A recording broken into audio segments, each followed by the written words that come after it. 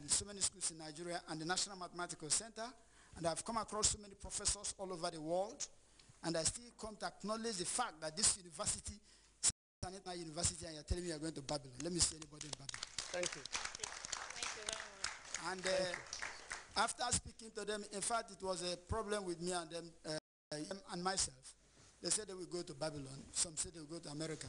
I started reorientating them, creating awareness that this is the best university in the world, whether they like it or not. Because when I came into the Faculty of Law, I came across people, experienced people like Dr. Senho, who knows how to handle students and who is highly egalitarian Gambian, and he's always advising us, and people like Bobo, who has been up and doing, and I came across somebody like Mrs. Lawson of English and the Reverend, and the registrar himself, who is almost like a father to everybody because he will talk to you.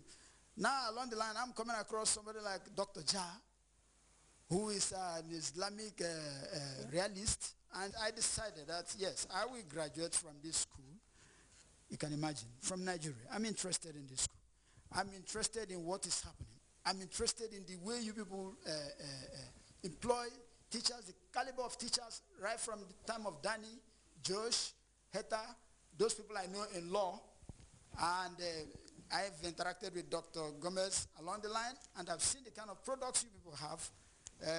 Those people now, my students from St. Peter's, so many of them now in the university because of how I taught them that you should not think of going to the United States. Thank you. Thank you. Thank you very much. Any other speaker?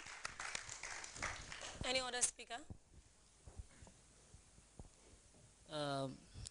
First of all, I would like to introduce myself. My name is Kausubaro, a third-year student, major in economics and minor in political science. But I would like to speak in Mandinka local language. Very well. University yela karakuwal ke babake ka karamdo dinul makoy in outside world ka interact.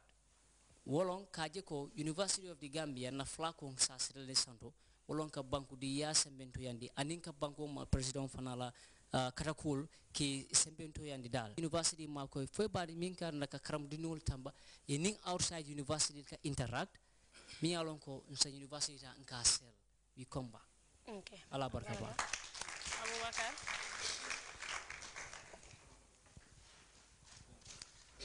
Thank you very much, my colleague. Thank you very much, now honorable national members, the Deputy Vice Chancellor, and the University Administration here present. I'm also a student, a graduate and student of the University of the Gambia, and I feel very happy to be part of this forum. Of course, I will acknowledge the presence of the University of the Gambia Student Union President. I think the coming of this university into being is one of the greatest hallmarks of this administration. That cannot be miscalculated because many people have spoken about the importance of the university in this generation or in this era. You know, I would say, let's imagine if the university was here before 1994, what would have happened? You know, would have been maybe far ahead of where we are right now. So its coming has propelled or further pushed the development aspiration of this government, you know, to an unimaginable extent. So that cannot be, of course, underestimated. There are a few benefits that I would like to highlight here about the university. One among them is that the university has tried to educate the masses, especially the young people, you know, in areas that cater for the development needs of this country. Because Gambia is a place where most of the time, as my colleague highlighted here, statistical data is very difficult to acquire in most departments. But the university is trying to create statisticians, you know, to cater for these special needs of the country.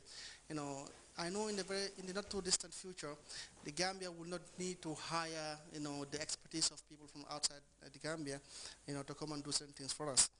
And one very important thing here is that the establishment of the university has helped to nurture, you know, good behavior in the students, because in other universities outside, you know, you are exposed to peer influence, the influence of bad attitudes, the influence of, you know, life from other people, you know, the negative lifestyle of other citizens of other countries. Now, if you have it in your own country, you know, Gambia has this track record of discipline and, parents guiding their children and their young ones about, morality and stuff like that. So if you're trained under your parents here, I think that also helps or contributes very significantly towards, building a very, very disciplined and youthful force.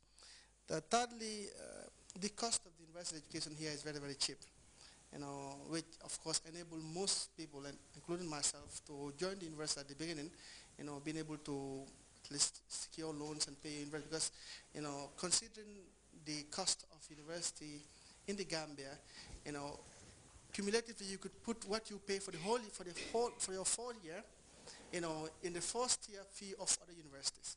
What you pay for 1 year in some universities, even in Ghana, put together is far ahead of what you pay in the University of the Gambia for your 4 years. So that's a significant improvement, and government also has tried to come in and sponsor most of the students in the university, which is also another remarkable thing. However, there are a few things that I think we need to adjust on as we're talking about the university and how to, of course, propel, the development of young people. First is from the side of the students. We realize that most students here, after their university education, travel abroad to secure the white-collar jobs.